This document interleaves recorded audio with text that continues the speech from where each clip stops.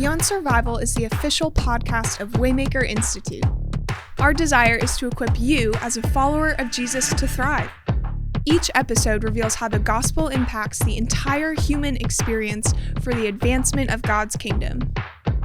Ultimately, Jesus' promise of abundant life means we are meant to go beyond survival. So, let's jump in with today's episode. Hey, welcome, and thanks for tuning in to the Beyond Survival podcast, the official podcast of, what did we? Waymaker Institute. Waymaker Institute. Yeah. And hey, I love, honestly, hearing from people. Sometimes I'll be somewhere and literally someone will stop me and say, hey, I've listened to the podcast. Mm-hmm. And in fact, I talked to a guy 2 days ago who said he started at the very beginning. And so I think at this point of the recording, we have like 10 episodes out around there. And he was like, yeah, I'm starting from the beginning, which I thought was really important because there is a story being told to this. Yeah. Sophia, you and I have talked about this. There's a story. And so if you are new to the podcast and maybe you're listening for the first time because of our special guest, you're like, man, I see this special guest on. And we just encourage you to maybe listen to this and just go back to the beginning because there's a beautiful narrative being told because we really want to help people know what it looks like in today's age to follow Jesus, to actually thrive in their faith and not just survive, which is the whole premise of this podcast. And so again, we're just really thankful for people listening and for sharing it and hoping that it's a blessing to people. So today, I'm really excited. Sophia and I are both excited because Pastor PJ Preston is in the house. Yes. And man, he's a man that I've had a lot of respect for over the past couple of years. Bless you. And then someone that I've gotten to know from every month or so, a bunch of pastors from the local area who get together and have breakfast together. Yeah. And we get to, I think, share in some really personal and powerful moments together as pastors and to see your heart, to also know people that are part of your church, your local church. So again, thanks for being here today. Yeah, absolutely. Thank you guys for having me. You ready? Excited. You ready to go? Ready to rock and roll. Okay, let's start off and just tell people because, man, you have an incredible family. Yes. And that actually a family with kids that are moving into some exciting seasons. Yes. You're a lead pastor. I am, yes, and you also have some influence at Liberty University, which is a local Christian university. So yes, tell us real quick about who Pastor PJ Preston is. Yeah, well, first I need to start with my name. My formal name is Louis Alonzo Preston Jr. All right. Really? Yes. Okay. A lot of people wonder where the world PJ come from, but that's kind of a long story. But I'm named after my father, and my mom didn't want to call me Junior, so PJ. There you go. Yeah. So and people say PJ Preston. Is that redundant? I was like, no, it's just PJ, like Madonna, like Yeah. Yeah. Come on. Wow. Like there, like I'm just PJ. Yeah. Okay. Prince, just Prince. Right. There it is. Does anyone call you by your actual name? Is anyone allowed? Very few people know my proper name. Who's allowed to call you by that? Man, who's allowed? Like, of course, mom and dad, always. All right. Wife every now and then, but she mostly calls me PJ. Yeah. She mostly calls me PJ. She's very rarely called me Louis. And so again, if you go back to high school, if you ask some of my friends, hey, you know Louis Preston, they'll be like, who? Yeah, but you say PJ. Yeah. So tell us about your family. Yeah. So married. I've been married. I tell everybody I'm in my Kobe Bryant year of marriage. 24 years. 24 years in. Man, his birthday was last week. Yeah, I know, right? That's still hard to. It really is. It is. Yeah. Josh, who's helping us record this. Yeah. We have a group text of guys in our community group, and we just kind of. On his anniversary of his death and his birthday, we kind of text out. And it's like, man, it's hard to believe. Yeah, it still is shocking. Yeah. So 24 years of marriage. Yeah, so 24 years of marriage. We have two amazing, I was about to say kids, but they're young adults now. Yeah, our son is 23. Just got married? His name is Kason. Just got married back in May. Man. And so he graduated Liberty University on May 7th and then got married on May 14th. So it was a busy month for us. Let's go. Yeah, and so then I have a daughter, Kadia, and she's 18, and she is a sophomore a sophomore at Liberty University. Sounds great. Yeah, and she's an American Sign Language major over there. Wow. Yeah, and so Wow. two amazing kids. They both serve in the ministry with us. Son is a worship leader, and so and he's a great one. Thank you so much. Thank you so much. And my daughter sings as well. Yeah, so they both sing and they serve with us, and so it's a blessing. And my wife does a lot of little things. She helps lead our women's ministry, which is not a little thing, but she also sometimes when our guy's not there to run slides, she'll step in and run slides for us. Listen, that's real life right there. That is. That is real life. Yeah. That is real life. So it's cool. Man, so speaking of ministry, you're lead pastor of the Hope Co. Yes, sir. Love that. Yes, sir. What year did that found? Yeah, we had our first interest meeting for the Hope Company in January of 2016. Yes, sir. So started in 2016. So we're 6 years old, almost 7 years old. Man. Yes, sir. Met in a theater. Yeah, I remember those days. Yeah, I remember those days. We kind of had our interest meeting in January of 2016, and then in March we launched our first services, and we met at the Regal Theater in the mall. I'm gonna shout out Regal real quick because they had a theater church division. Yeah. When I was looking for places for us to meet, and I went on their website and I saw theater church, and I was like, that's awesome. And I dug a little bit more into that and found out they opened their spaces up to churches. So it's cool. Well, the only problem is AMC actually sponsors this podcast. So okay. We got all right. What's to edit that part out? I'm just kidding. Shout out AMC. And then you guys have a really beautiful building. You're able to buy a building a few years back, right? Yes, sir. Yes, sir. Beautiful building. Thank you so much. Thank you so much. Doesn't that have like a stone wood feel? Is that? Yeah, it does. Yeah. It does have a stone wood feel to it. And about 3 years ago, we were able to move into a building that we purchased, and it's been a great location for us. Great proximity to a lot of things, and the space itself is a beautiful space, and so we're very thankful for it. Yeah. Now, in addition to that, God recently opened up the door for you to have some influence at Liberty University in a really powerful way. Explain that. Yeah, so I spent several years at Liberty Christian Academy as the campus pastor there, and then December of 2020 moved over to Liberty University. And I will tell you guys this, and y'all excuse me because I often get choked up and I cry over it because it's almost as if God gave me a dream job. I absolutely loved LCA, Liberty Christian Academy, and the kids and the people I work with. But when this opportunity opened up at Liberty, it was just like, it was the only thing I would have left LCA for. Yeah. And so what I get to do is, at Liberty University, they have an office that's called the Shepherd's Office, and it's like an office of campus pastors. They minister to the students in the dorms and all over.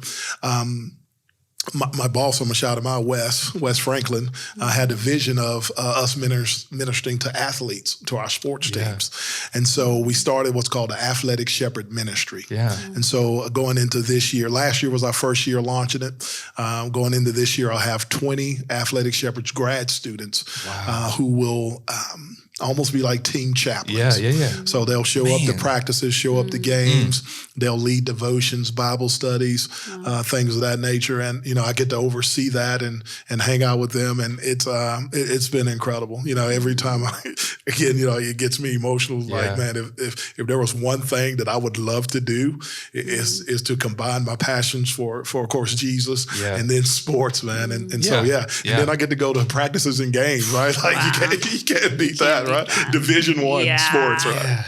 Yeah. So and I just would say, kind of observing you from afar, I think that is just God kind of honoring and blessing you just for your faithfulness to serve Him, right? Amen. And nothing you kind of conjured up, like you said, you didn't force it. Like it's like God provided it, and I think that's what He does. He says, "Hey, I want to bless and honor you because I know you're going to use it." For His kingdom. And what an impact, like all of these students who you have a chance to impact, who go out literally all over the world. Yes, sir.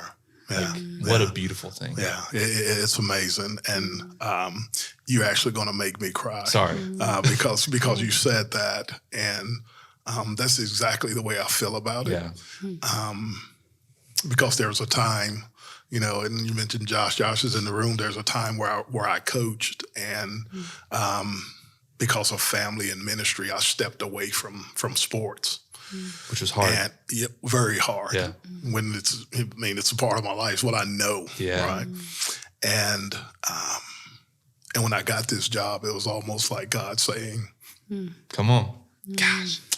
I think we're done. I think, Yeah. yeah. Tissue. I think we're done. Man. I'm sorry, y'all, for crying. No, it's good. But I cry all the time. It literally happens, I think, more often Yeah. than not. But I don't know why. But it was like God saying, like God doesn't owe me anything. Yeah. Okay, let's be I'll say that up front. Yeah. But it's almost like he was saying, thank you. Come on. Like you've been faithful in this. And so like here you go. And so to be able to do what I do every single day, man, it's far beyond. Amen. Far beyond anything I could imagine. Amen. So, yeah. And that's someone needed to hear that. Yeah. Where they're making some tough decisions and they just need to know that it's worth it. Not because necessarily we're promised anything, but just like God's a good father. That's right. And like that's right. He loves his children. Yeah. And And I'll tell you, I had an opportunity to share that with some guys who are recently, some younger guys who work in our office. Yeah. I know they young guys with families and trying to figure this out, man. Yeah. And, and they would say, look, man, stay faithful. Just stay faithful. Yeah. And God, he always honors that. Yeah. He honors faithfulness and obedience. Yeah. And so I had a chance to speak that into their lives and also share a little bit deeper about a lot of the things I walk through, family stuff and financial stuff and all that. And I know, man, if you just stay faithful, well, and just trust God in it. And I too, I guess, well, here we are. We're in the thick of it. I guess we're having church today. Yeah. There's a, Sophia and I are both, we have kids. They're younger, right? Of course, Isaiah's walking now. I saw him earlier. Yeah. He's running too. Yes. And my kids are in elementary school. But, I look at you and just see both of your kids who love Jesus serving his church. Yeah. And to me, that's just the mark of parents who have made sacrifices along the way to help show them what it looks like to follow Jesus. Yeah. That's a testimony in of itself because you just don't hear that a lot, right? Where the kids actually love Jesus in his church and are like serving and leading in it. Yeah. And so again, I feel like it's just maybe you're in a season specifically where you're able to just reap a lot of the fruit from all that you sowed in past seasons, including your kids and ministry and so forth. Amen. Bless you. Yeah. Well, it is amazing. And can I tell you, there's a line, there's a legacy. As I think about again where my kids are, and it's again all God's doing, and we go in deeper into our family. My wife, her name is Pamela. She likes Pamela. Okay. Right? Okay, Pamela. And so her dad's a pastor, and her brother's a pastor.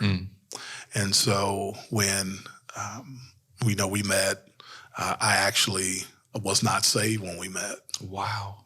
And I was 24, 25 years old when we met. Because we worked at the same school. We both were teaching high school. And we just met through a mutual friend. And I went to church with her, right? And because of God, right? Not because of the Lord. I was pursuing the Lord hard. but happened to go to like the old school revival service. Yeah. And finally heard the gospel. I'd been to church off and on all my life, but I finally heard the gospel, right, and got saved. But when I think about my family, I think about her. So I got saved, called to ministry in my father-in-law's church, right, and unbelievable. And I think about his faithfulness.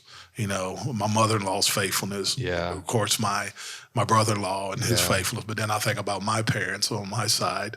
My mom and dad love the Lord, and they serve in their church, and they are incredible parents. Yeah. Right. And so just that legacy of faithfulness and trust in the Lord, man, I believe that has trickled down into our kids. And we've just tried to live the life consistently before them.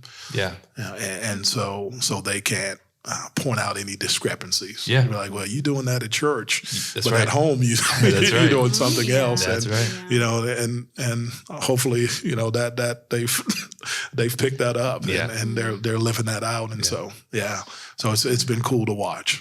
I've always said, when you have maybe you have a pastor preaching on stage, look at the pastor's spouse and kids while he's preaching to see their facial expressions. You can learn a lot. You can learn a lot from that. It's you can. They ain't listening. Well, they know. I'm going to tell y'all, when I preach it, don't always look at my wife. Because sometimes she's shaking her head like this guy. Did you just say that? Why are you doing that? Right? She's just shaking her head. Sophia, how does his story, his testimony hit you? Yeah, personally?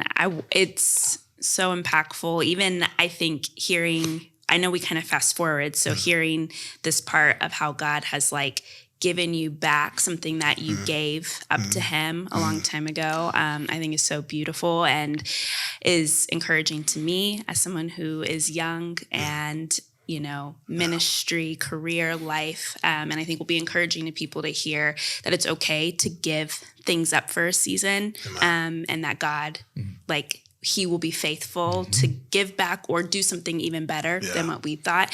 But I am curious to know how did that, if you could take us back to the beginning of you kind of giving up that love and dream of sports and stepping into becoming a pastor, how did that happen? Yeah.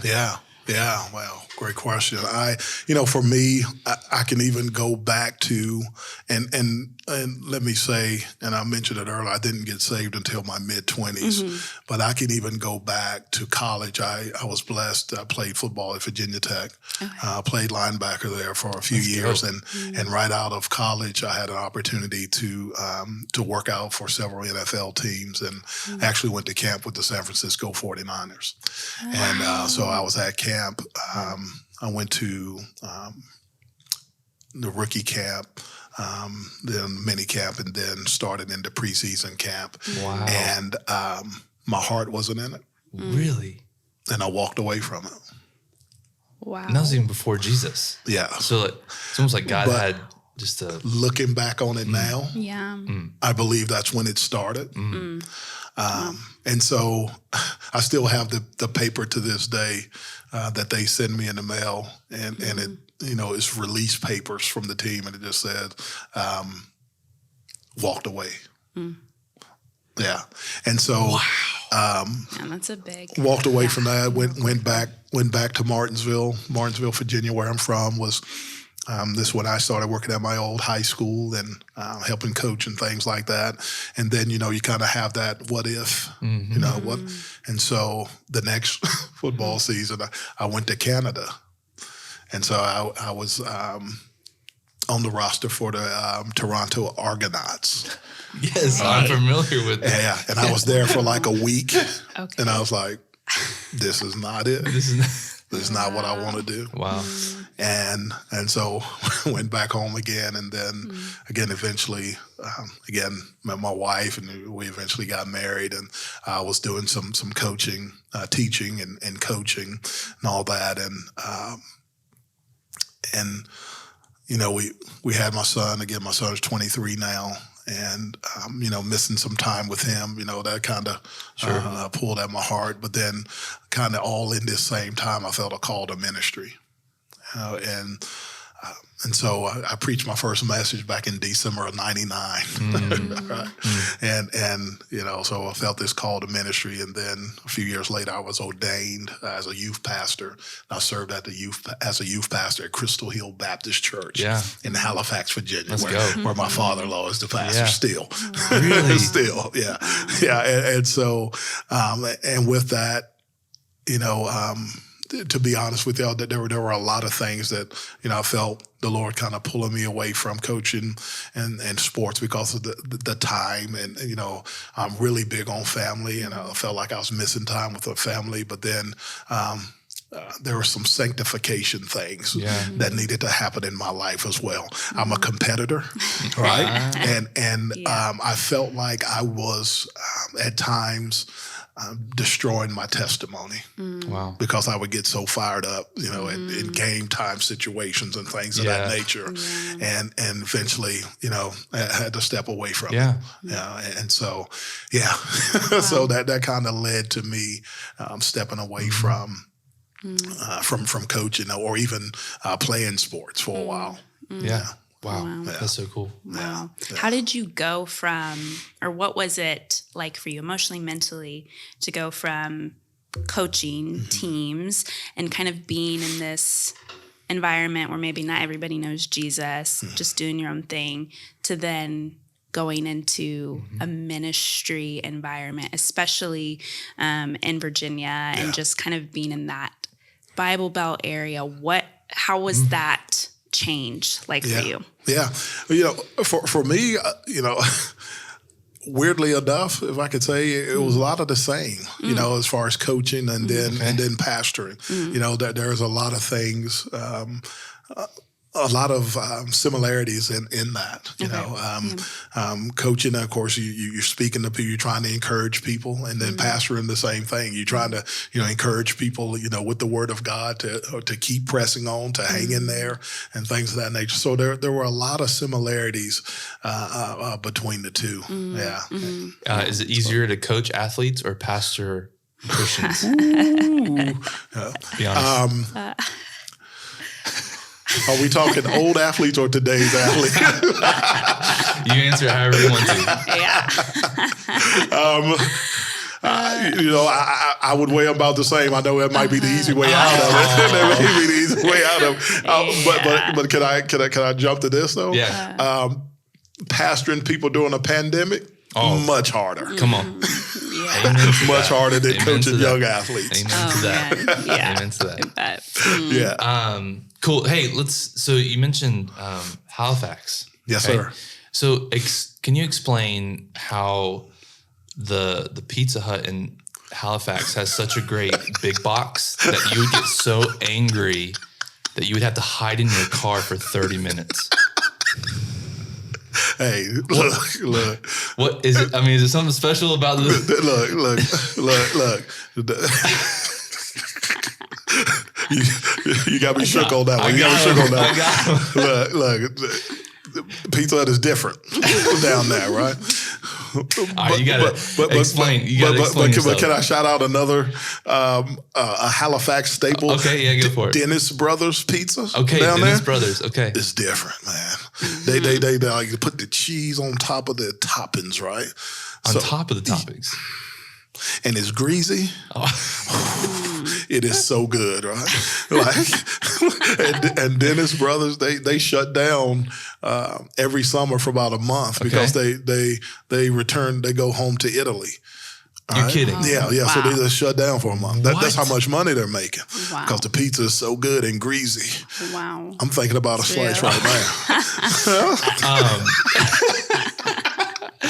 But the Pizza Hut, the Pizza Hut is tough down there too. It is good. So what happened? Tell the story. What? Because I mean, did Kason drop the pizza? Oh man. So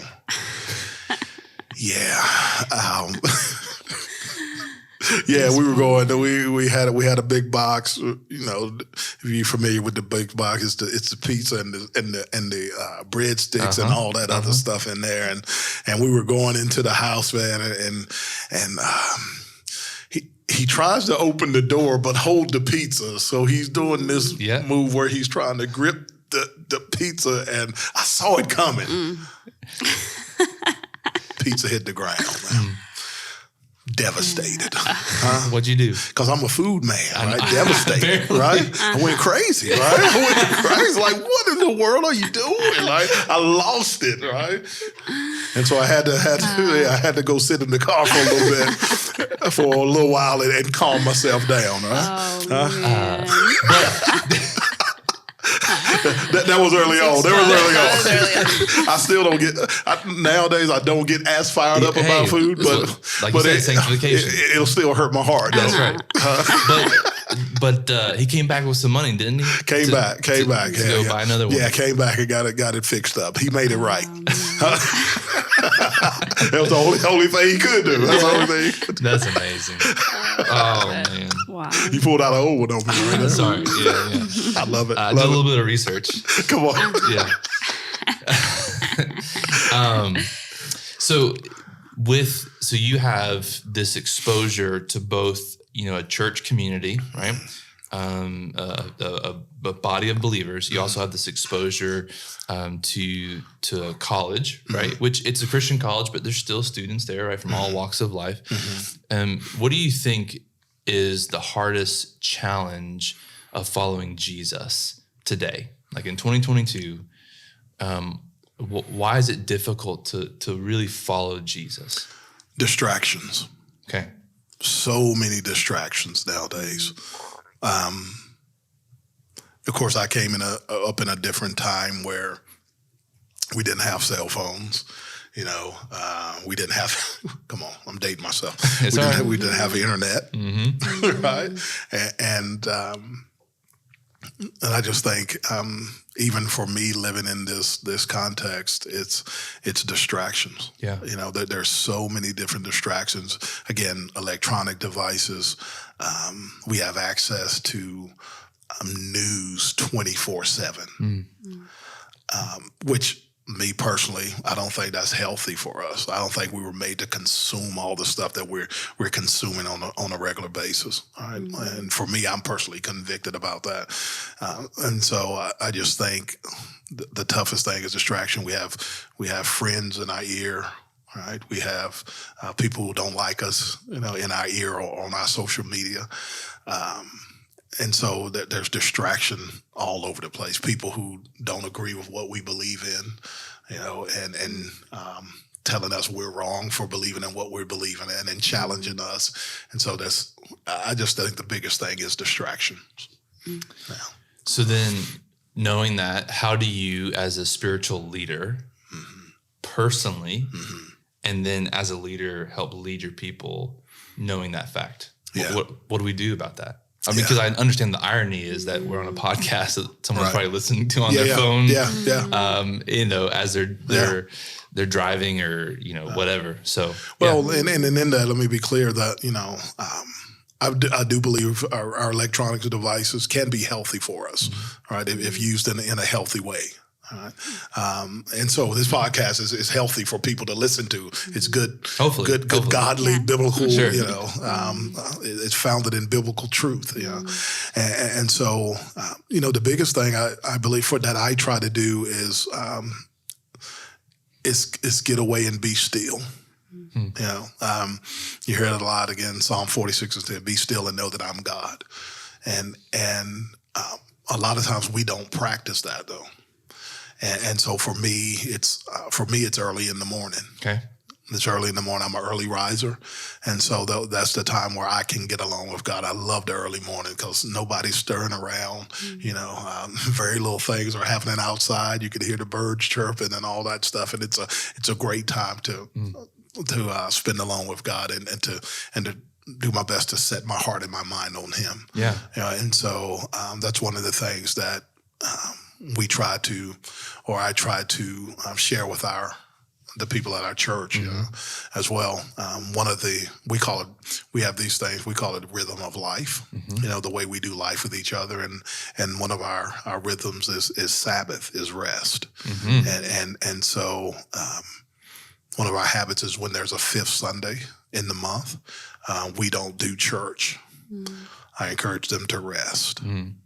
And so that's unconventional for some, but we tell them to rest because we get burnt out. We do so much stuff. Right, I'm guilty. I'm doing so much stuff. I'm pastoring the church. I'm working at Liberty. I'm being a father. I'm being a husband. You do so many things, and you can get burned out on it. And so we try to, on that fifth Sunday, we try to say, hey, look, we want you to intentionally rest. Yeah. Right. Hang out with your family, of course. Most importantly, hang out with the Lord. Right. But rest. And so we try to live that out. Yeah. That sounds familiar. Yeah. It's a thing that keeps coming up. Yeah. We just did an episode, which will be out by the time this is out, with Davey Blackburn of Nothing is Wasted Ministries. And he just talked about Sabbath and practicing Sabbath as a family and how it fights against what the culture would feed us, and like specifically this idea of distraction and busyness and striving and all this stuff. So, do you find as you're leading your church to practice stillness, to practice Sabbath, how do they receive that? Is that a struggle? Like, do they like? Just how do they receive that? It definitely is a struggle. It's a struggle for me too. As I'm preaching it, it's also convicting me because it does go against the culture. And I've said it a lot of times here recently at our church, and actually this past week I preached on Hebrews chapter 4, which the theme of chapter 4 is rest, right? Like there's a present rest, but then there's a future rest, right? And so and I talked about we're defined by our busyness when we should be known for our rest. Right, and so it's tough to practice that, but it's important. It's important. I'm trying to learn in my own personal life, trying to learn how to take my time. Right, how to slow down because the world tells you gotta go. It's like it's 24/7. You gotta grind, right? No days off, right? No days off, right? And that is so far away from God, right? God said, "Remember the Sabbath and keep it holy." All right, and then Jesus says, like, Sabbath is not made for man, but man for the Sabbath. So it doesn't necessarily have to be Saturday or Sunday, but you must Sabbath. And it's one of the things that's been held down throughout time, Sabbath, but we don't do it. We even, of course, I came up in a time where I can remember stores being closed on Sundays. Wow. Right? Yeah. When I think about it, not just Chick-fil-A. No, not just Chick-fil-A. like if you didn't get it on Saturday, you won't get it on Sunday. Like stores were like things were closed, and I can remember. Man, really dating myself. I can remember the TV going off at a certain time at night. They'd play the national anthem, and then everything would go off the TV. Wow, I did not know this. Yeah. Like literally, I didn't know this. Yeah. Now everything is 24/7. Yeah. Everything is 24/7. Yeah. So I'm much older.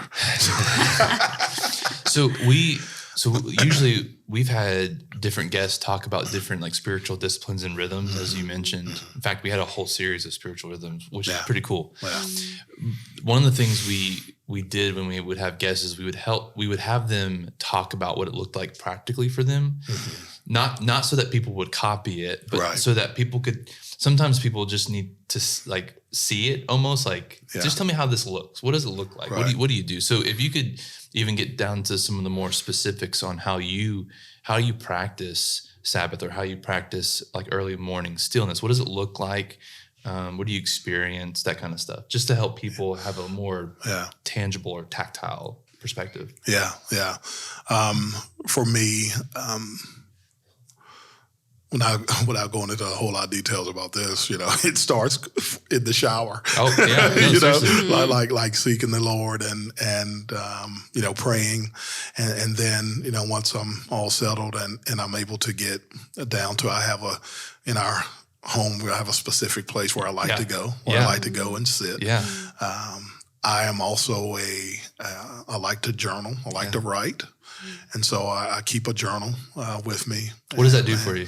Yeah, man, it helps me to write down what I feel like the Lord is speaking to me in this season of life. It also helps me to look back and see what the Lord has done, you know, how he's moved, how he's answered.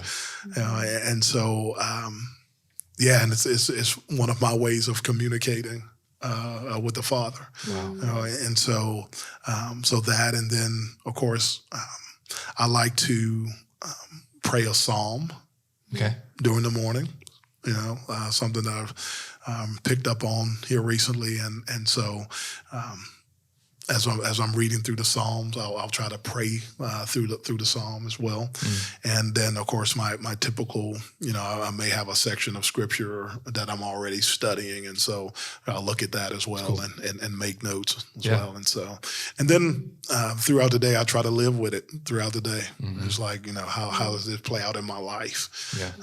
And so that's what I try to do. It doesn't always happen that smoothly, you know, every morning, but. Yeah, so that's how I try to practice that silence and that solitude. Yeah. How about Sabbath? Like, how do you rest? Practically. Yeah. And that one is a one for me. That's a, you know, I'm working on. Sure, I'm asking the Lord, Lord help me to be better about people. That will help people a lot because I learned I don't rest well. Yeah, and but people want to hear, like, if someone like says, "Oh, I do it perfectly," and they're like, "Well, I can't attain that. Like, there's no way I can get there." So like, so even you talking about, hey, here's how I struggle with it. Here's how I win or lose with it. I think it helps people. So thank you. Well, like I said, I learned that I don't rest well. You know, I can sit at home for a little while and think, man, I got to get out of this house. Like, I got to go somewhere. I got to do something. Right. Even if it's just ride up the street and you know come back.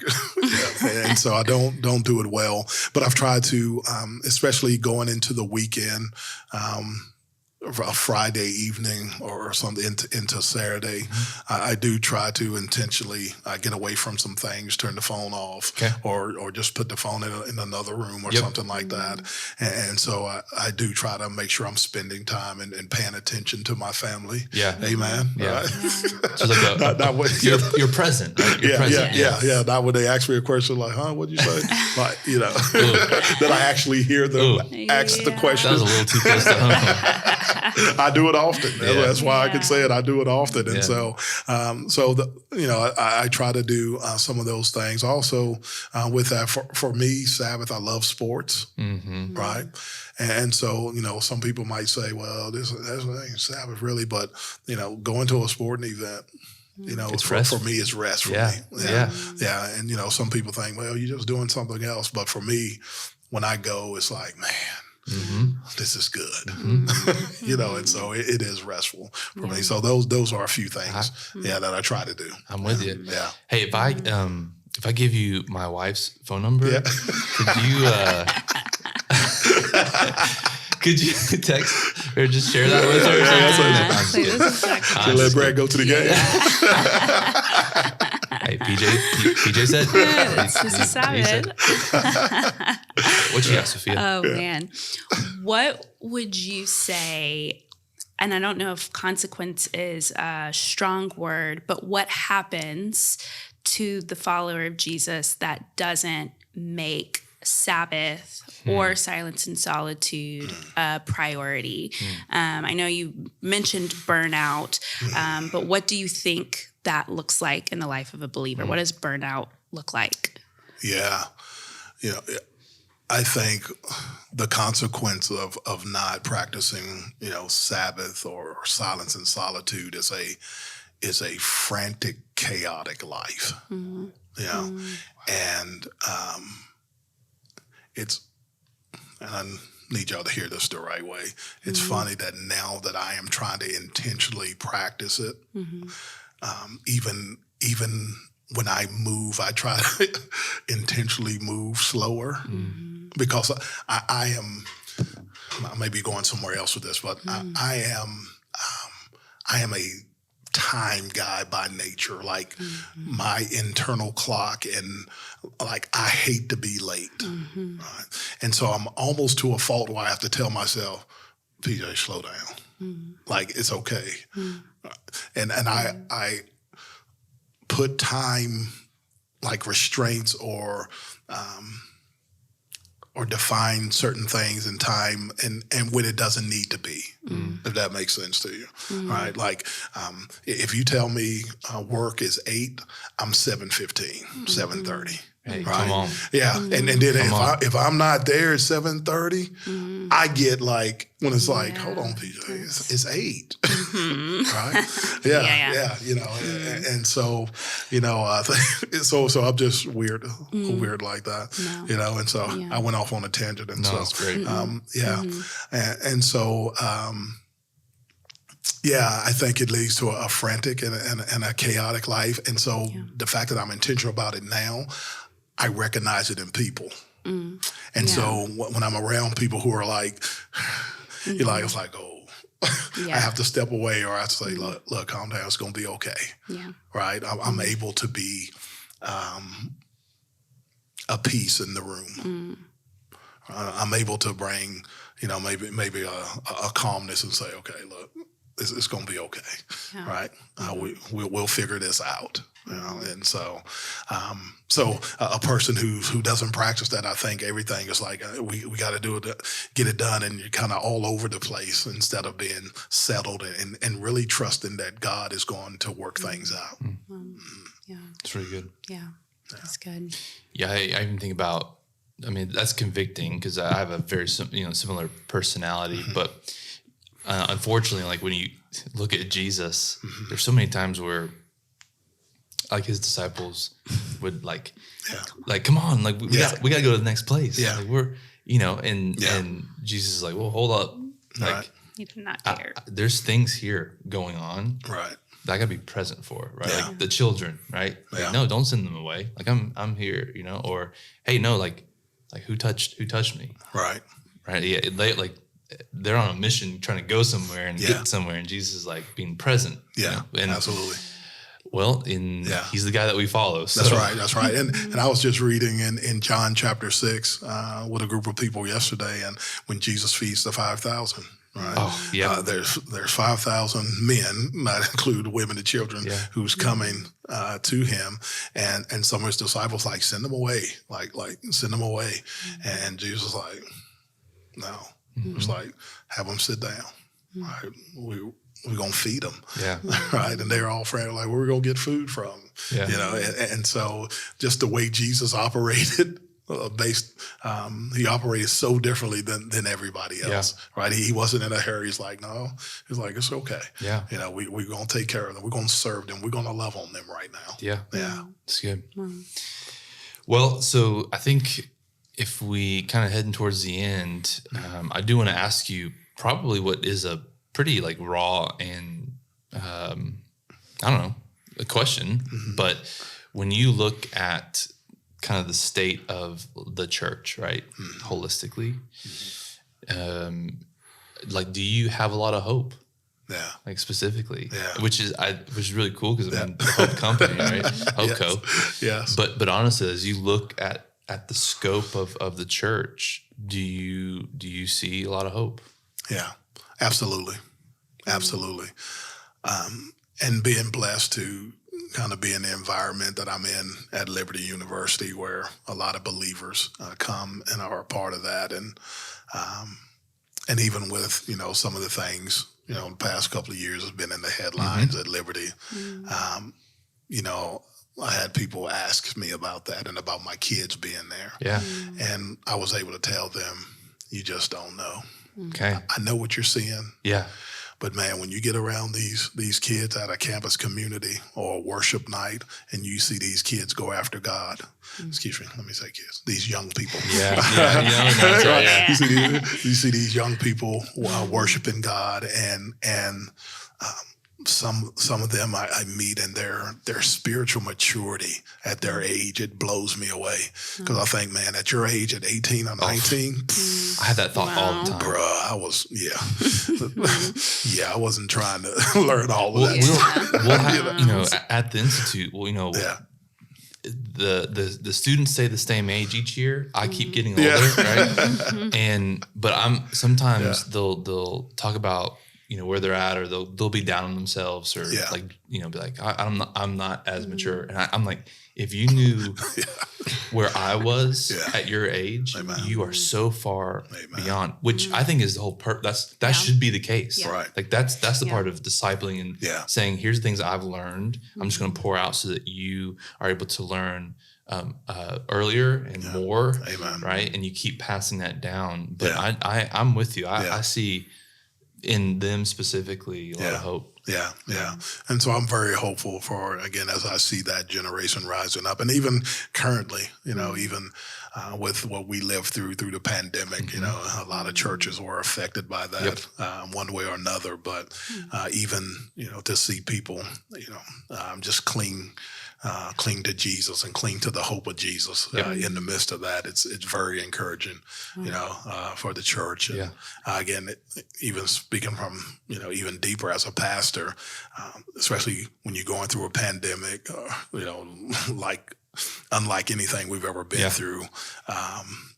And can I just talk financially, right? Like, a time where you think people might not give as much. Yeah. It actually did the opposite. Wow. People like, hey, we're giving. And not just talking about our church, but as I talk to pastors around here, and even, talk to my parents back in Martinsville, an hour and a half away, it was like our giving went up, and so it's like people, like they dug in. It was like, man, we're for the Lord, and we're gonna be persistent. We're gonna hold fast to our faith. And so I'm very hopeful for the church and what God is doing in it. I think the better days are ahead, right? Okay. Right. The best is yet to come. As spoken here. Yeah. We're going to put you on record for that. And this is really cool. Really special what you just said. You mentioned how things in the headlines, right? Mm-hmm. Not just about Liberty, but really about like the church in general and church leaders can really seem to be like just not a lot of hope. Right. Like what's going on? Okay. Yeah. So I was talking with a church leader a couple of weeks ago, and I asked him the same question. And this is a church leader that's really well connected. And I just said, I said, do you have a lot of hope? Right. Yeah. And it was interesting. He said the same answer. He actually said, when I look at the whole, like basically when I look at the headlines, when I look across the board, he's like, not really. Right. There's not a lot of hope because you just get certain things from news or social media or whatever gets the headline, which is usually not good. Yeah. Good news doesn't sell very well. Right. He said, but then he said the same thing you said. He's like, when I get like one-on-one with like a church leader or a young person and I see what God's doing, he's like, I'm very hopeful. Yeah. It's so good. And it's exactly what you said. Yeah. And I think we need to be reminded. And he went on to say it's because really there's like a 6% that is actually controlling the narrative holistically of the church, which is usually the 6% that's not very good. Right. That's probably not displaying Jesus and his kingdom, right? Or whatnot. And he said, but you have to go say ground level, talk to people, have these conversations, and it stirs up in you a hopefulness. Yeah. So absolutely. I love that, man. Yeah. It's a cool theme there. Yeah. Yeah. And then of course we know ultimately, our hope is not in people. That's right. Our hope is in Jesus. Yes. Yes.